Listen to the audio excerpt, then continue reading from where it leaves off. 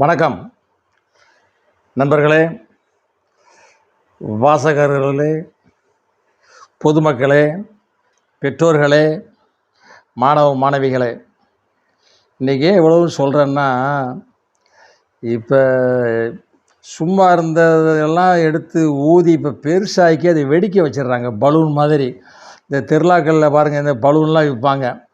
பொருட்காட்சியிலெல்லாம் நடக்கும், நீங்கள் பார்த்துருப்பாங்க. ஊதி ஊதி சிலதை வெடிக்க வச்சுருவாங்க. அப்போ தான் மக்களுக்கு கேட்டு வாங்குவாங்கன்னு சொல்லி. அந்த மாதிரி இப்போ ஜாதி இருக்கா இல்லையாங்கிறது நம்ம கேள்வி கிடையாது. சரித்திர காலத்திலேருந்தே இருக்குது. சரித்திர காலத்திலேருந்தே இருக்குது. அம்பிகாவதி, அமராவதி, லைலா மஜ்னு, அக்பர் சலீம், இந்த மாதிரி ஏற்பட்டது சொல்லிக்கிட்டே போகலாம். அந்த காலத்துலேருந்தே இருக்குது. இல்லைன்னு சொல்ல முடியாது, இருக்குன்னு இப்போ சொல்ல முடியாது.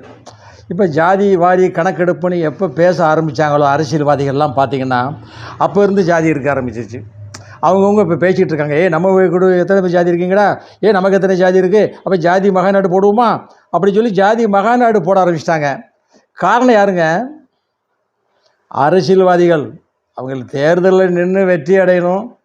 சார் உங்களுக்கு 10% தந்துடுவோம், நாங்கள் யார் சொல்ல சொன்னா, இடஒதுக்கீடு தந்துடுவோம், என்னங்க இப்படிலாம் ஏங்க பிரிவினை பண்ணுறீங்க அப்படின்னு மக்கள் கேட்குறாங்க. விஷயம் நிறையா இருக்குது, நான் சொல்லிக்கிட்டே வரேன். அடுத்த வீடியோவில் பாருங்கள்.